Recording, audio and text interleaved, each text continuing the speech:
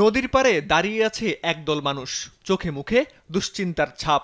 নদীর পানি বাড়লেই শুরু হবে তীব্র ভাঙন, আর সেই ভাঙনেই হারিয়ে যেতে পারে তাদের ভিটেমাটি। কুড়িগ্রাম সদর উপজেলার যাত্রাপুর ইউনিয়নের দুধকুমার নদের অববাহিকার বানিয়াপাড়া এলাকায় নদীর পাড় ঘেঁষে বসবাসকারী পরিবারগুলো সবচেয়ে বেশি ভাঙনের ঝুঁকিতে রয়েছে। আর পানি বৃদ্ধিতে রৌমারী উপজেলার ব্রহ্মপুত্র নদের বেশ কিছু এলাকায় শুরু হয়েছে ভাঙন।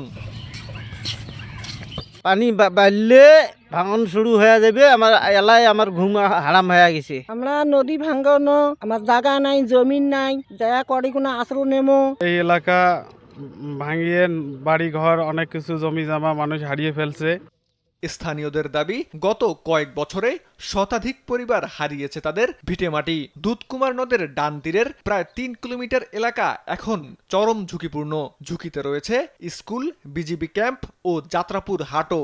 সরকারের কাছে জোর দাবি জানাবো, দ্রুত যেন আমাদের এইখানের কাজ যেন করা হয়, না হলে এই যে সামনে বন্যা আসতেছে। দয়া করি যদি সরকার চোখ তুলিয়ে বলে না ভাঙন একটু বন্ধ হয়েছে, যে পাটটার বানিয়ে দেয় বা এই জায়গাটা স্থগিত থাকবে, তাইলে আশা করা যায়। এদিকে ভাঙন রোধে চাহিদাপত্র পাঠানো সহ বরাদ্দ সাপেক্ষে কাজ শুরুর কথা জানায় পানি উন্নয়ন বোর্ডের এ কর্মকর্তা।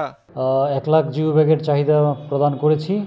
সেটি অনুমোদন পেলে খুব দ্রুতই টেন্ডার আহ্বান করে আমরা সাপ্লাইটা নিয়ে নেব। তারপর আমরা যেখানে যেখানে ভাঙন দেখা দিবে বা ভালনারেবল দেখব, আমরা ব্যবস্থা নিতে পারবো। এর বাইরেও আমরা জরুরি ডিক্লারেশনের মাধ্যমে ইম্পর্টেন্স স্থাপনা থাকলে আমরা কার্যক্রম সাথে সাথেই হাতে নিতে পারি।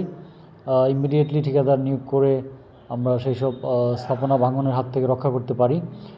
তো সেই ধরনের প্রস্তুতি আছে আমাদের। ভাঙন ঠেকাতে দ্রুত কার্যকর পদক্ষেপ না নিলে আসন্ন বর্ষায় আবারও বড় ধরনের বিপর্যয়ের আশঙ্কা করছেন স্থানীয়রা। সীমান্ত বর্ধন, নিউজ ডেস্ক, দেশ টিভি।